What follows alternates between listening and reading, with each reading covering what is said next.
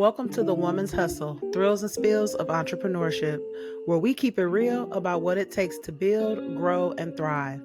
Here, you'll hear the unfiltered journeys of women entrepreneurs from everywhere. The wins, the setbacks, the lessons, and the behind the scene truths of aligning, starting, and scaling our businesses with purpose.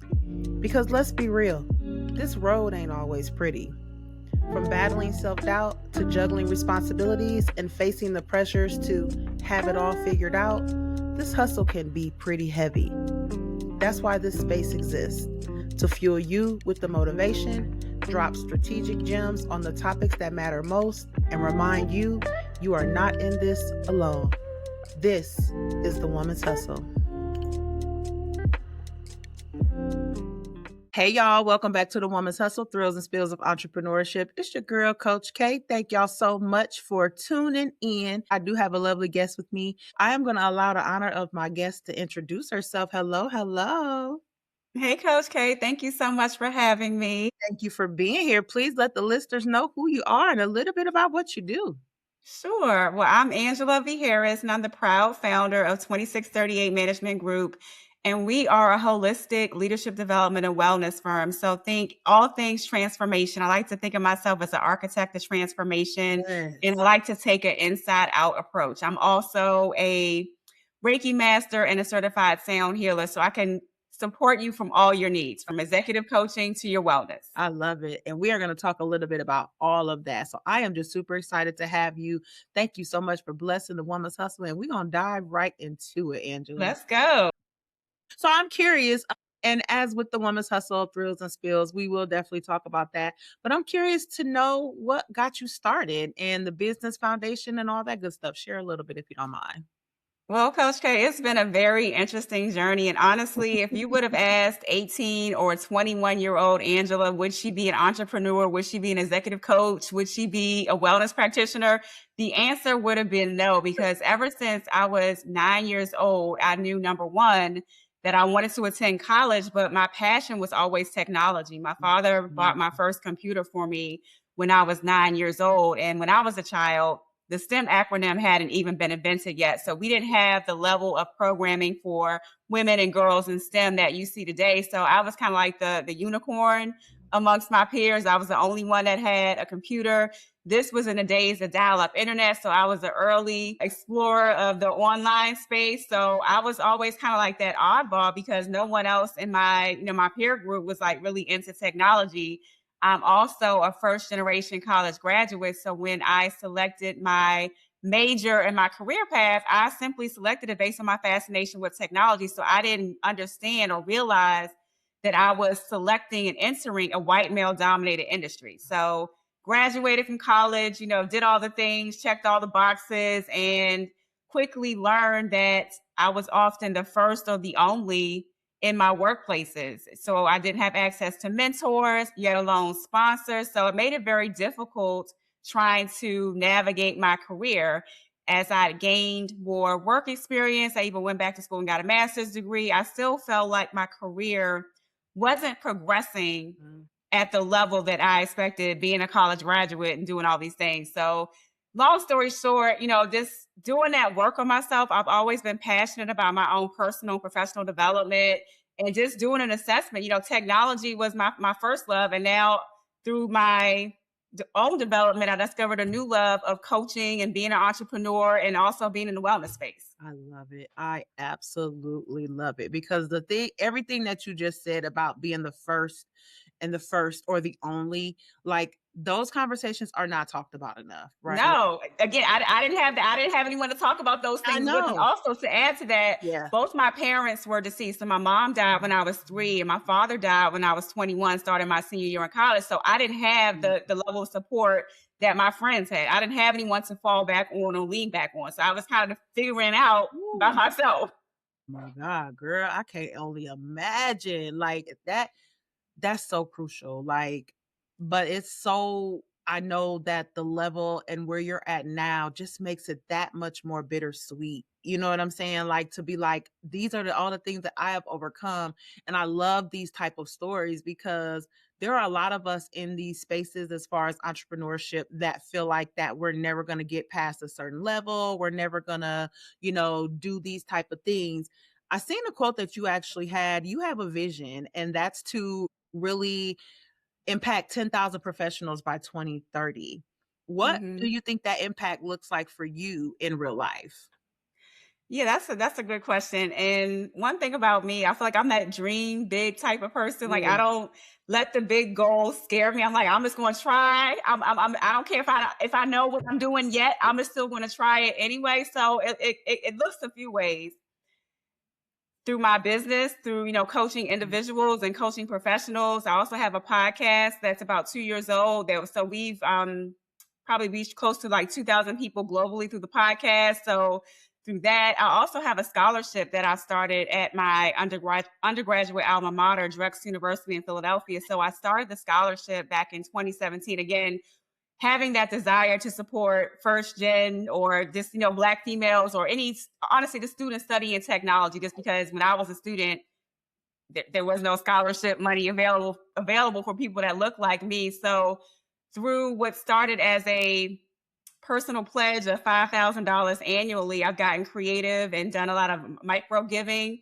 fundraising, and the scholarship has grown to having awarded over $120,000 in scholarships. And I have Ooh. 5 students that have graduated and entered the workforce. So reaching that 10,000 is through a variety of means, through my business and also my philanthropic, endeavors. That is so dope, Angela. Like, now, baby, when I say impact, that's impact. And I love that. I love that you are literally paving your way and making an impact your way. You're not copying, right? And yeah, we see that in the spaces, especially as Black women. We feel like that we've got to either shrink ourselves, we've got to No, yeah. adhere to a certain criteria, a certain way that we've got to be. And I love that you speak so confidently about everything that you Thank do you. straight from the introduction, baby. And I am here for it. Okay. Thank you. Thank you. Thank you. I want to touch a little bit on because you did share with me that you are a breast cancer survivor. So I do Yeah. want to talk about our wellness side because you are a straight up powerhouse. And I know a lot of times, when we are, on these entrepreneurial journeys, I'm also a cancer survivor, cervical cancer survivor. Mm. But I do know that sometimes we're given that you're going through this, but you still got to be strong and you still got to handle this and you still got to do that. Like, how does that shape the way that you lead and you coach now? Because I definitely know that it definitely was some struggle for you, and I want you to be transparent on that because we don't sugarcoat around here. Yeah, yeah, yeah, absolutely. And honestly, I am so over that whole "we gotta be strong" narrative. Like I'm all about the No, whole soft talk life, about embracing the soft life. And honestly, soft is strong. it. Period. And I feel like we've been conditioned to wear this badge of honor. We gotta like be the strong black woman as a badge of honor, not recognizing that it's harmful to us and it's killing us. And honestly, if you want to just dig a little bit deeper, it's generational trauma You know, that sis, has been passed down, and it's unhealthy behaviors that we should start unlearning. please tell them. Please tell them. I do not identify as a strong woman. And people are always like, what do you mean you don't? And they look at me with their face tall, twitched up. And I'm like, let me explain. I don't identify as a strong woman. I identify as a woman of strength. There is a difference. The woman of strength is understanding that she still has to be resilient and follow through with everything. But she also understands the level of vulnerability that she needs to have and that it is important to seek support, have support, and embrace that support. Because that strong woman stigma, all you hear, and me in the coaching space, when women come to me, oh, I don't got nobody to support me. I don't got nobody to support me, but I'm strong. I'm going to handle it. No. And I used to think like that, right? Yeah, I yeah. don't think like that anymore. I Right, need right. support. I need systems. I need people. I need all of that around me on a consistent basis. So I identify as a woman of strength because a woman of strength will identify her vulnerabilities and be able to embrace them. So you are so right. I'm so glad somebody else said it, y'all. It ain't just me that be telling y'all that. You know what I'm saying? Yeah, and then just to add to what you said, I think we have to be comfortable saying no and also not having any guilt behind putting ourselves first. Mhm. Because again, I feel like in the black community, a lot of black women, we've been conditioned family first. We got to suck it up for the family, suck it up, stick it out. And again, those behaviors are killing us. And Yeah. walking away, sometimes it's in our best interest to walk away. Yeah. We don't have to suck it up and stick it out at these jobs just to get the health care that's paying for the therapy sessions to cover the depression and all the illnesses that are a result of this job. Yeah. You better ooh, y'all, she is woo. Hey, y'all, let me tell you. And I'm also speaking from personal experience that was the source of the cancer. I firmly believe, although the doctors won't confirm it, you know your body. And so for me, I experienced a traumatic incident at work that involved my leadership team, including my manager. So I had this traumatic incident, and every day after that, I had to go to work and essentially face my abuser every single day. And she essentially showed that she had a bias towards Black people. I was the only Black person on the team. Yeah. And again, who could I go to for support when the person that was causing the harm was my manager? So my body internalized all of that. And I just remember having this very unsettled feeling after that incident. As much as I tried to shake it off and, you know, move past or whatever, like my body could not let this incident go. And I'd had my first mammogram. And the doctors were like, you know, it's your first mammogram. We want to get a good baseline so we know what to look for moving forward. So we want you to come back in 6 months. I'm very diligent about staying on top of my health care. So I went back in 6 months and they did the mammogram and they're like, okay, we see something that wasn't here 6 months ago. So they wanted me to have a biopsy. So I go for the biopsy. And when I got the results, they were like, we found a 4.4 centimeter tumor in your left breast. Thankfully, the cancer was detected early, but the only thing that had transpired in that 6-month period was that traumatic incident. When they said the body keeps score, the body keeps score. And then honestly, just looking back in my entire career, I can walk you through every company where I've worked and I have a traumatic or some type of incident that has occurred at that company. And I've essentially left one job, one traumatic experience and gone into another traumatic experience. So it was just a matter of time before all of that built up and I hit my tipping point. Yeah. And that's it. Like we will, because again, it goes back to what you even spoke about earlier, being conditioned and programmed to believe that we're supposed to stay in stressful environments. We're supposed to accept this and deal with this and be okay with that, not even understanding how much we are diminishing our quality of life. And I am very unapologetic. Like it's been a blessing to be out of the corporate America space over the last almost 6 years. But when I'm talking to women and talking to women who are still in there, but they're, you know, starting the business, beginning their branding and things like that, I hear these stories and it's like, okay, we've got to come up with a strategy as an exit because that's not going to change.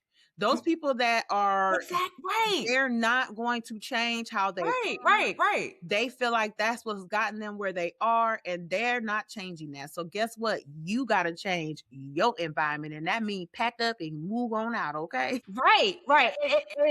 And I'm pretty sure you aren't suggesting someone just up and quit. And that's the other thing I just want to socialize. It's not a matter of like up and quit. Honestly, I fully recognize that everyone has different financial situations and obligations. I'm not saying up and quit your job. And like to your point, it's like work on a plan. If you are unhappy there, you don't have to quit your job tomorrow, but work on a plan. If it takes you 6 months, if it takes you a year or 2 years, work on a plan to get yourself out of there. We can't keep wishing that things are going to change. You've got to. When you don't do anything about it. Right? You can't keep going to the job complaining, oh, I hate it here. I can't wait till my next vacation. But at the same time, you showing back up every day. That part. On time at that. On time. Right. You clocking in because you don't want to get in trouble. You don't want them points. You don't want the oh Lord. Miserable. And then that's translating into your health, your family, your friends, like how you show up and interact with them. They probably don't want to be around you. Yeah. It's facts. It's a fact at gay. Because I'm gonna tell you right now, I've done a lot of shifting when it comes to environments, people, habits, places, all of those things, not just from a personal perspective, but especially from a business perspective, because you can't hold that same past stuff when you're trying to elevate to future stuff. Y'all better take that and write that down. Okay. Let's shift a little bit. I'd love to talk to you about, because you teach leaders. right? So I'd love to hear, like, what patterns do you see when you know, like, especially from the coaching space and, the professional space, that you feel like someone is an emerging leader? I'm gonna be honest, like, as coaches, we feel like that we want to help everybody, but we understand Mhm. that everybody don't want to be helped. Mhm. Yeah. Right. So Yeah. when it comes to you from the coaching perspective, what patterns do you see that that you've got you one that is ready to emerge themselves as a leader? I think honestly, just being open to working with a coach, raising their hand, saying like, look, here's where I am now. I'm not quite where I want to be. I know I need some help.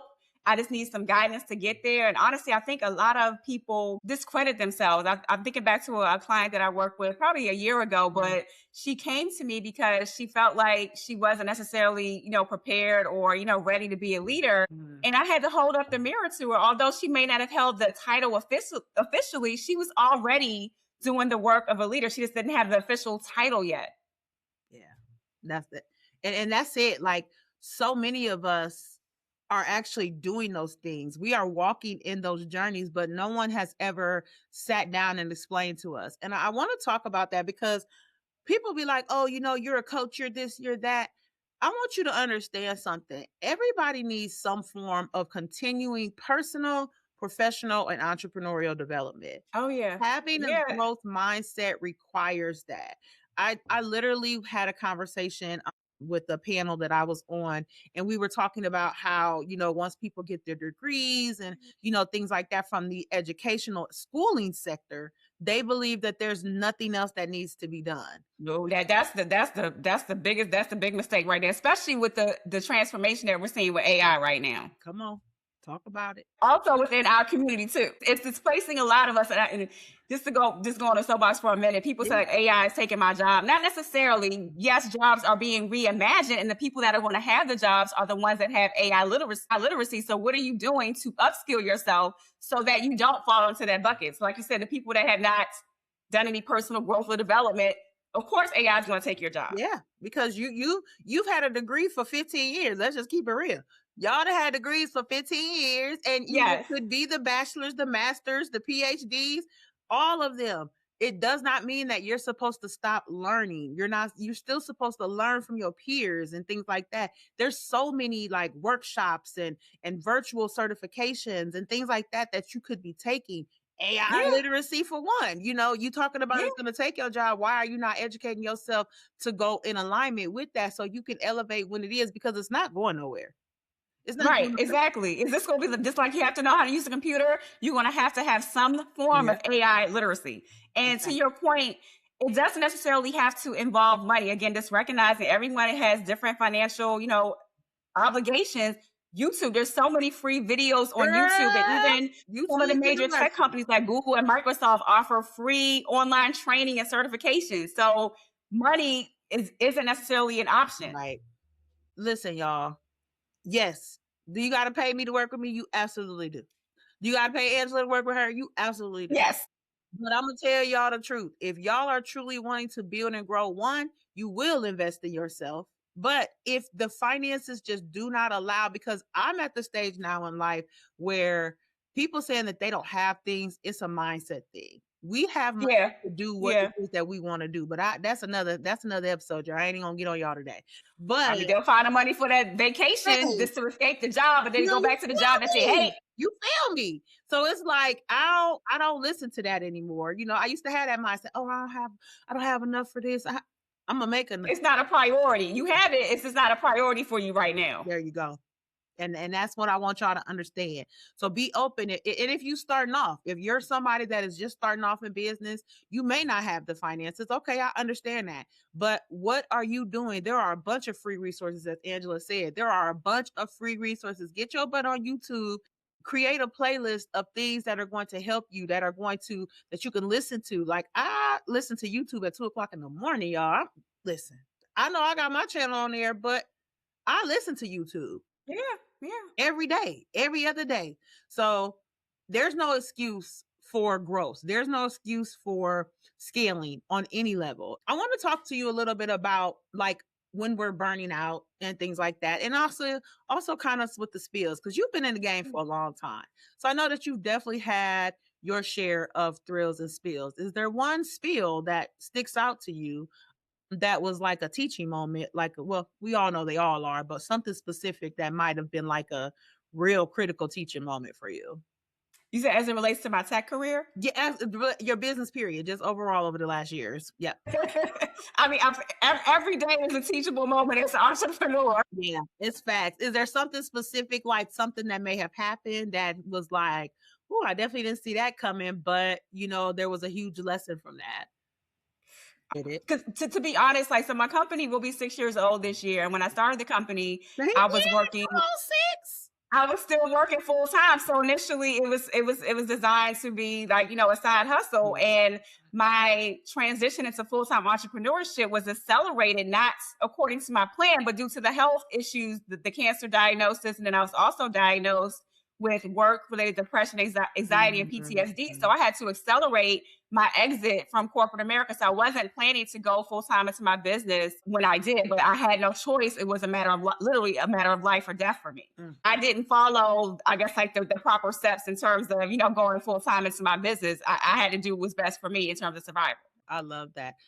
That is such a powerful story of resilience. Our stories are so similar. And I feel like when we are out here, we don't realize how many of us have stories that are similar to each other. Shout out to you, one, for being able to step out on that faith, because there are a lot of us who are so fearful that we will Mhm. stay stuck, stagnant, miserable, stressed out in toxic environments, whether that's professional, personal, Yeah. just because we are afraid of that one step that could change the trajectory of our entire life. So shout out to you Yes. for doing that, because you could have went back to corporate America, right? I mean, honestly, and just going back to the conversation we just had about development, like when I was going through all that craziness at work, I was also working with my own coach. And I remember it very Mm, vividly. It thank was you. like July of 2022.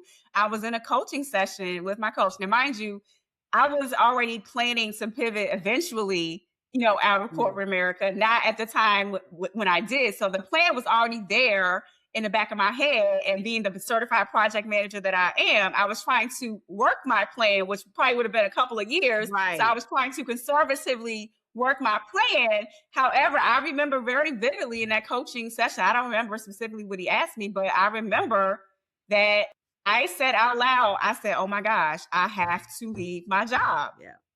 And from that moment, I started on working on my accelerated plan to leave my job. And was it scary? Absolutely. However, all the fulfillment that I was seeking or trying Mhm. to seek in corporate America, I have that every day. I have so much fulfillment. I'm utilizing all the skills and competencies that I was told I wasn't qualified to, exercise in corporate America.